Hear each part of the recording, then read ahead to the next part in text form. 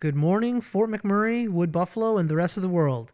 You've tuned in to the Mac City Morning Show. I'm your host, Elliot Pierre, and we're going to start this off the same way we do every show. I want to thank everybody at home for tuning in. You could be doing a million other things with your time, so the fact that you're spending it with us truly does mean the world to me. Now, on that note, Tanner, hit him with the intro. How's she cutting, me loves? You're listening to the Mac City Morning Show.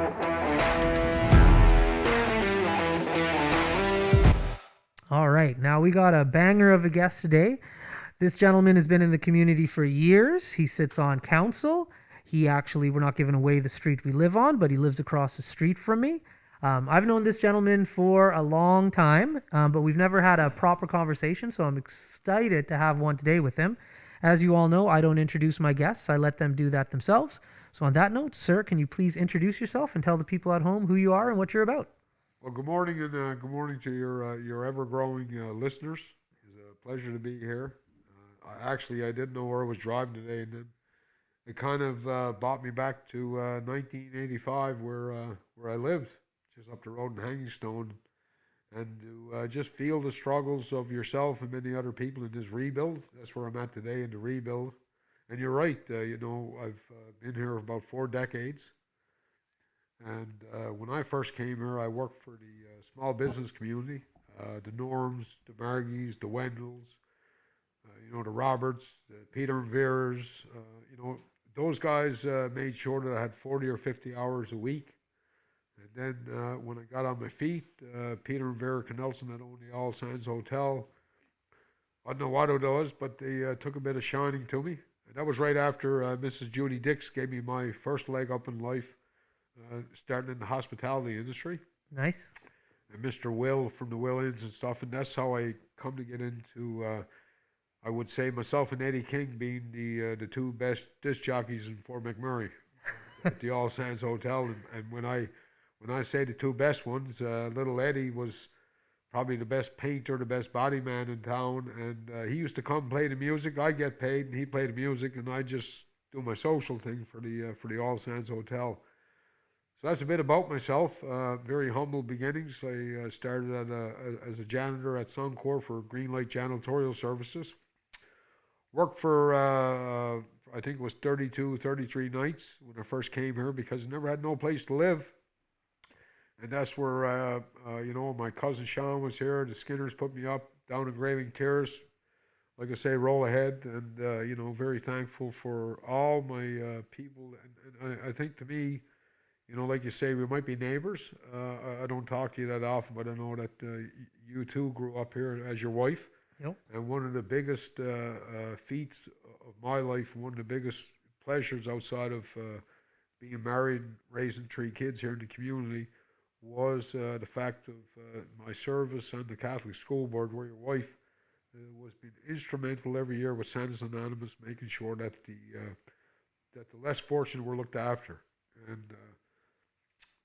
over the years being part of that and watching the kids come back after they leave McMurray to support that program, it keeps life pretty real. And not every day in Fort McMurray is a good day for anybody. And I know if I've had my own share of personal struggles, shortcomings. And being on the show today, I guess for me, a week and a half ago when I committed, or probably 3 weeks ago when I committed to come on the show, about a week and a half, I didn't think I was going to be here because, again, I chose to take a shortcut and I got myself injured. So it's a pleasure to be here. Yeah, you had a bit of a tumbling on Skidoo. I saw you might have hurt some of your ribs. Yeah, I heard a lot about broken ribs. The guy that I'm employed for now, a chief, I won't embarrass him by my association, but he hurt his ribs one time broken, but I broke 6. I was saying a little bit earlier, my little buddy Eddie, he lay for dead on what we used to call the drag strip out there at Saffrey Creek, but he broke his back and his neck, and I remember seeing him in the hospital. But I tell you, a week and a half ago when I broke 6 ribs and I banged my head, looking around the hospital down there, I'm very thankful for the services we had because, I've seen that flash a few times, but something tells me when you're about to take your last breath, you think about your family. And that's what keeps you going. There you go. Yeah, man. So we thank you for coming in today under those conditions. We know, like the ribs, I saw you sitting down a little gingerly when you sat there. It was a tough one for you. So you're tough. There's no doubt about that. So what I want to get you in on, Keith, is I love your story about your humble beginnings. They're phenomenal. I think that's most people that come to Fort McMurray. They have a dream, they have a hope, and then they are able to turn it into fortune here in Fort McMurray. And I think you have one of the best stories in regards to your started off humble. So now let's talk to the people at home what you've achieved. You talked a little bit about sitting on the Catholic School Board Council. You also sit on municipal council. So let's talk about that component of your life. Well, I tell you, I can tell you that I've had 5 terms on the Catholic School Board, and this is my 5th term. And I think I was doing the math right. I think that'll be about 18 years after this term. It's been a long haul, man. And I can only remember a couple of really testy times, and I've been working with 3 superintendents, a great staff. That's the school board end. And boy, I tell you, if you can help one kid, you've done your gig. Yeah. But now if you flip over to city council, that's a different beast. It's a different one, man. That, if you're not aligned being a city councilor, people will eat you up on your first day. You can look across the table and have a human conversation with somebody like we are now. Right. And we both agree that the sky is blue. And if somebody close to them ever gets close to them, they'll tell you the sky was red an hour later. But I think the biggest thing I'll take away from my 2 terms at City Council, every decision that's made by bureaucrats, City Council wears it. And I can tell you, the last 3.5 years in this community, we could have been so much better as a team to serve residents that so deserve it. And people got to realize, when you're elected, you have 1 vote.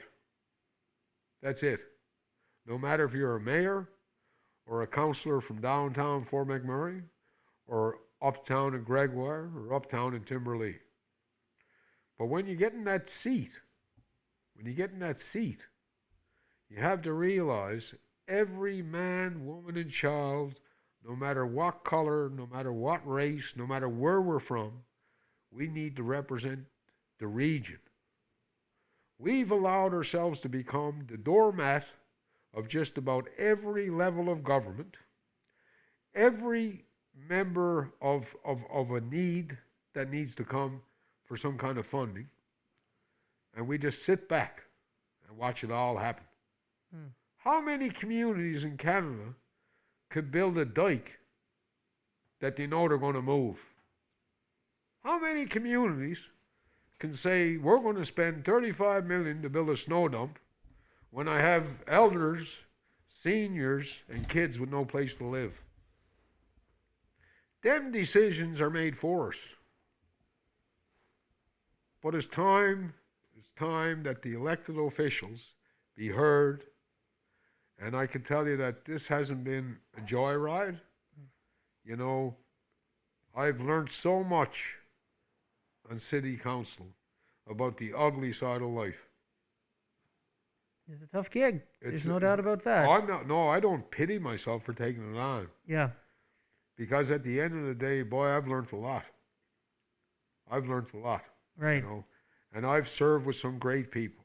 You know, I've served with Guy Boutillier, Lance Buzier, Sheldon Germain. I've had some wonderful CAOs, Marcel Juliak, like people that were born and bred here and knew that you're not going to be famous if you make a decision, but you made a decision. Right. And boy, Jesus, we made some good decisions. To me, you know, killing that billion-dollar arena dream downtown was the right thing to do then, and is the right thing to do now. The only mistake was made was knock down the buildings that were given good revenue and good taxes and good employment. And the only people that had a beef with the All Sands Hotel were people that never stepped a foot inside of it.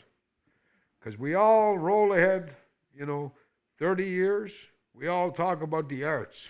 Everybody loves the arts, right? But the same guys that loved the arts couldn't wait to get that place torn down. And I can't count on these hands and toes today how many people went to Nashville from the All Sands Hotel to carry on their careers in the arts.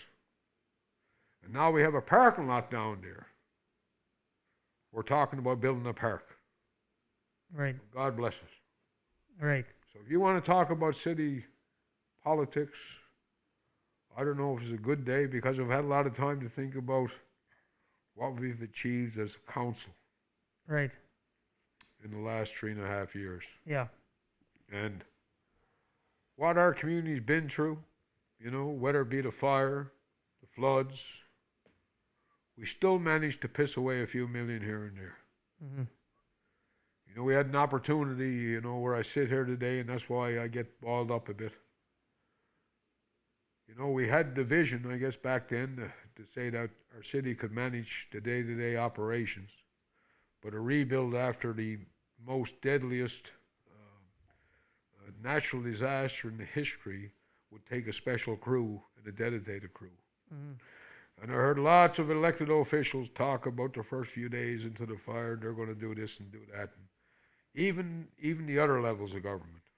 But I know there was 2 or 3 people that got it right for 7 days a week. And with a few members of the community, they dug their heels in and done a great job, along with some great work with the city planners. And everything wasn't done. No, but boy, I tell you, we were ahead of some other communities that went through the same things. And I sit here today, and we had all that vacant land downtown that was just ripe for development and spruce our community back up. And we didn't have Harvard degrees or university degrees, but as a group of people, we thought that rather than wait right here till all the dust to settle, why not offer the good people a place to live and build a fresh condo downtown where we had ruined already a few blocks, but we could put some life back in us. Mm-hmm. And then later on in life, when the dust all settled, we could make this some kind of park everybody in the city could enjoy. Right. But we were just a couple of elected officials. That's all we were. Mm-hmm. So we couldn't change the world, but we never gave up fighting. And, you sit here today, and there's still a lot of turmoil, especially with this, not with these places, because you know what? As you grew up here, as I grew up here, they're the same places when Syncrude was just starting. That's right. Yep. People with some roots in the community, if people say you got to let go of the past, well, you can't forget about the people that kind of put you here today. That's right. And that was the Syncrudes and the Suncors of the world, and that's where we're at today, right? It's kind of fitting here and taking a few questions about city council because, you don't often get to sit and watch a couple of your own decisions or the ones you supported. Like we're still here in 2021 talking about getting water and sewer to rural communities. And I remember getting skinned alive by the same naysayers 8 years ago, and I thought about, Jesus, why would you want to build $50 and $60 million rec facilities when you don't have running water and sewer? Why not get that in there first? Mm-hmm. Because maybe I had half a clue. We come from communities that have $8 and $9 million facilities that look after 10,000 people. And if nobody believes me, drive that Nebraska or drive to Westlock or get out there and see Alberta. Everything haven't got to be 50 million. Because what happened here, sir, for the last decade, our standard building envelope has to start at 10 or 20 million. And then the sky's the limit. Well, what's going to happen? Everybody's done a great job pointing out what we have. Nobody wants to talk the truth. And the truth is, we're going to go from 18 to 1 tax ratio to 5 to 1. And why do that? I understand that because I remember when this new term started. Man, the biggest arseholes just made a deal for 10 years to try to transition. Well, I think roll ahead 4 years later, we're at 7.5 to 1. And when we get to 5 to 1, I don't know, we'll probably have a little over $500 million, if everything goes right, to have for taxes to cover all these expenditures. But we'll still have the same size municipality to run, and probably some more people. Because, like it or not, as they shut down the routes for the airplanes, people can't get to their hubs anymore. So guess what? They're going to have to be like me and you. Yep. They're going to have to live in Fort McMurray. Well, God bless them. There you go. Hey? There you go. So it's going to right itself, I think. We just got to have the patience to hang in there. That's it. So that's the city council piece. Love it. Well, thanks for your honesty. And we're about to get a lot more from you because we're at a segment called the Mac City Minute, where Tanner's going to ask you 5 questions. I don't know what they are. Get ready for them. Tanner, hit him with his questions. Question number 1. What is your favorite place to hang out in Fort McMurray that doesn't exist anymore? Well, you know, that's not a hard one, guys. We gave away cars. We gave away bikes. We sent people to Nashville. We looked after the elders. We looked after their families. We had bathtub races on Franklin Avenue. We started the beer ball club, and I think later on in life it became the softball club. Cystic fibrosis baseball tournament. Then when we didn't open Sundays, we had the beer ball league for all the hospitality people. So the best place that I could think of, and actually I lived above it, would be Diggers Variety Club. Not Diggers, but Diggers Variety Club. And that was the new edition, where we had the only Calgary Flames. I think they won 1 Stanley Cup, right? In 88, was it? I think it was 89. 89? 88. 88. Well, I know today because on that Saturday, we had the Girl Next Door contest that we hosted, and Butch, the manager, and myself being the DJ, Eddie actually being the real DJ. We had 12 applications. Well, actually, we had probably 100, but we picked 12 local ladies that came and done the Girl Next Door contest. And then the last contestant, it ended up being like the WWF. Okay. And it was probably the most money we raised for a non-profit. And I can tell you that there's guys out there today remember this one, the Girl Next Door contest, where we had the buckets of beer. Yeah. So that's the best place, sir, that's not open. Right on. Question number 2. What is one thing that hasn't changed about Fort McMurray since you got here? The good people are still the best people. You know, you got the families like the Calagrews. You got the guys like the Cascalonis. You got the Vargo families. What I think, there's a long line of support here, and I couldn't go out, and forgive me if I can't remember everybody, but take a guy like Brian Hatfield. You know, he don't live here anymore, but he comes back to the community. Terry Connors, Lenny Clark. Geez, you know what? Like Chris Phillips last year, I went down. I was lucky enough to see Chris Phillips, but I was lucky enough actually to see his retirement. And the plane full of people there from McMurray, and you can just see that this guy, man, him and Scotty Upshaw used to come here for years and put on a golf tournament. Hatfield and those guys, remember that? Lenny Clark and the guys, you know, that's, I think that's a long answer to that. I don't have any short answers because when you think about Fort McMurray, you know, like the Buzier family, lots of good people here in the community that keep on giving, and new people, you know, They know Leo Robert, you know, when he checked out, he never checked out because he still has these people that help us out when we need the help. Like, these guys are still connected even though they don't have to be. And now you get this whole new generation. Hey, you got like the Bougier family. Although every one of them, you know, from the little kid Michelle right on up to, I call him Boo Boo.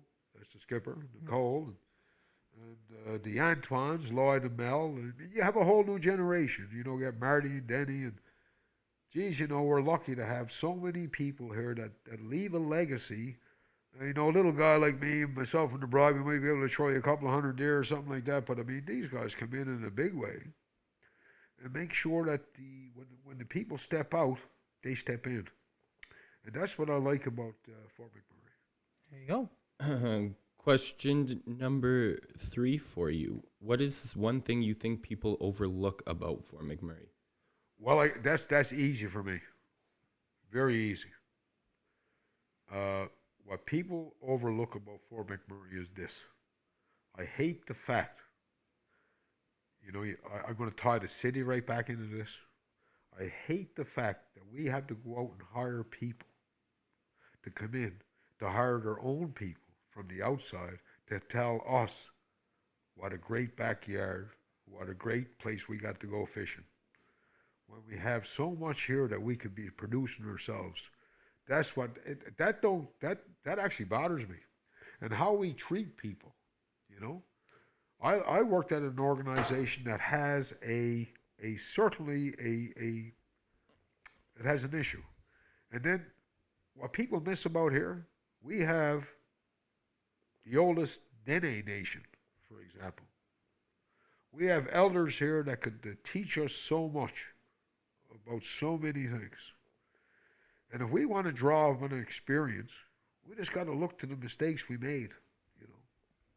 We still can't get around the trade agreements, or we're afraid to challenge them. Mm-hmm. We have guys coming into our community feeding the only capital projects we have while our local people are starving. And then for people to say to me, I don't understand business, small business. No, I might not sit around the horseshoe and have to check out. But boy, I tell you, when you made your life for the first 8 years here, putting yourself through college, working for the small business, well, who in the name of God would understand the small business any better? You got to survive. And if the city is going to go out and spend $250 million next year, is it too much to ask that at least 80% of that gets spent locally? Where it's commercially sound and safety meets it all, just like the other regs in the industry.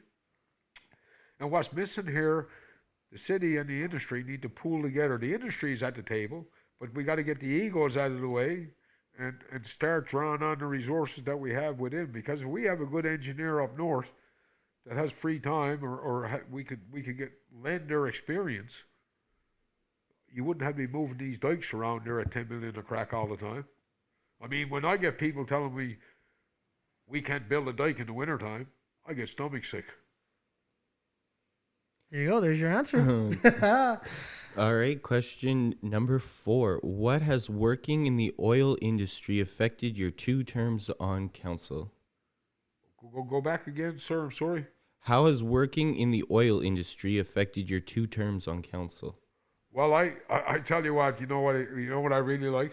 I like when I get on Facebook or Twitter or Instagram or whatever they call it, and they say, "Geez, look at that guy! But he's got an interest here." Well, I tell you what, the shoes you're wearing, the clothes you're wearing, the car I'm driving, it all comes from the ground at some point.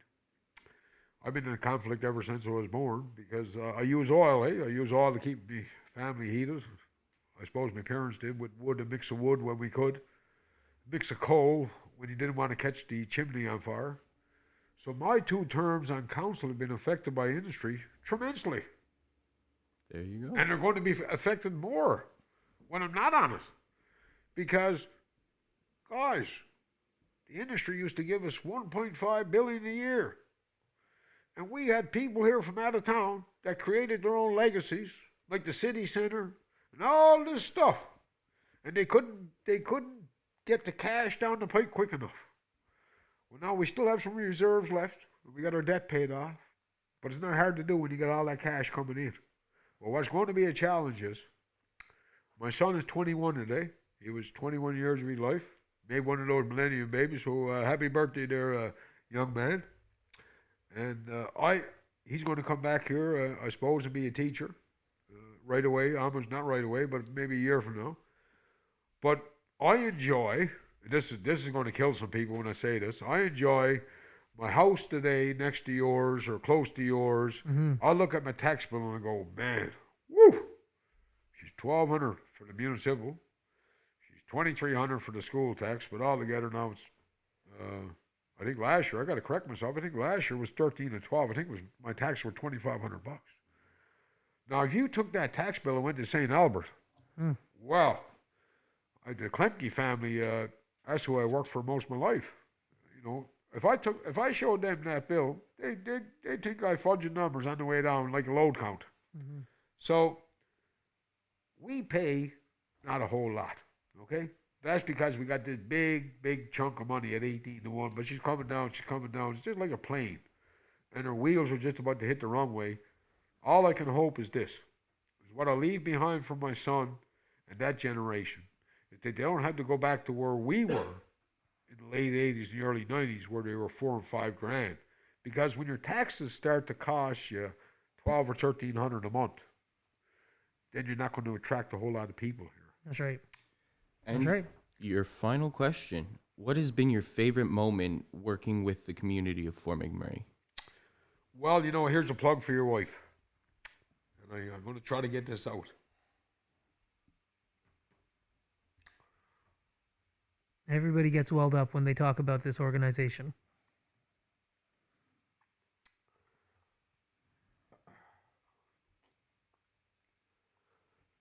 My favorite moment was, you know, we used to have these auctions and stuff, and of course, COVID, politics, and all that stuff. But we'll get back at it when it's time. But Ashton Butt, you know, Johnny Gillis and Danny Dion and Justin Herman, the Matty family, Bougiers, Stu, East Village Pub.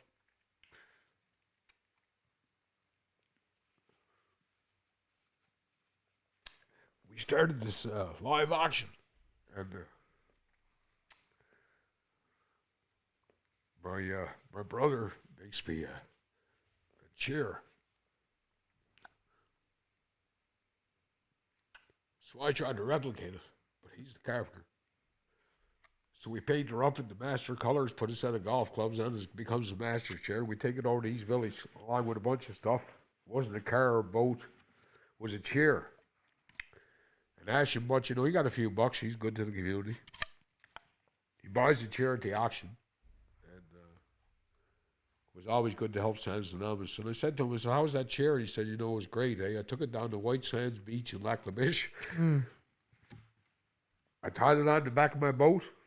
And so he got out in the middle and he cut the rope. He said, I've never seen the chair sink so quick. So that's my favorite moment. And I tell you what's in that moment. All that moment is about is that I've had a great run in McMurray. Those have been your 5 questions. There you go. Well, Keith, thank you very much for coming today. I really do appreciate it, man. Thanks for all your honesty. You know where the show is. I can almost promise you that this will not be your first and or last time on the show. I hope you come back again and again anytime you want to talk about anything. This is a platform that's completely open for you, and you know I love to sit and chat with you. So thank you, sir. I appreciate it. It was a pleasure. And I can tell you that, you know, I think there's a few other media outlets like yourselves in town. And, of course, COVID, you know, has humbled everybody because it didn't matter if you were rich or poor. You couldn't go nowhere. So we got to know each other a little better. Yep. Mental health is becoming an issue with a lot of people. But also, I guess, in the midst of all this, you and the other media people are going to be quite busy between now and the end of August, because don't forget, this is an election year. That's right. You got three school boards that'll be up for election. You got mayor and council that are up for election, and heavens knows, there's always at least 20 or 25 people run for council. And I think I'm going to throw this out there. Let's hear it. I think for the first time, and I've been, my first name went on the ballot in '97, so I think I can educate a guess. I don't get choked up about this because this politics sometimes is dirty, eh? So I'll tell you, I think this is the first time that we're going to have an election for a mayor in a long time. Mm. Yeah. It's been a while. I seen that flash a few weeks ago. I seen that flash, and I'm looking forward to a good leader that doesn't need nothing else, only to lead. And people got to understand that to lead, you need a team around that's willing to work with you, but you got to be able to work with them. There we go. And nobody benefits from an elected position. Only every other member of our community. That's right. That's It's all the about beauty. community. That's right. There we go. Well, thanks for having me. There you go. Thank you. Well, Fort McMurray, Wood Buffalo, and the rest of the world, whoever is tuning in, which it grows and grows every day. Once again, I want to thank you. I know you could be doing a million other things with your time, so the fact that you spent with us today means the world to me. And on that note, we'll see you tomorrow. Peace. I just said this. That's another Mac City Morning Show done. It's so ballistic!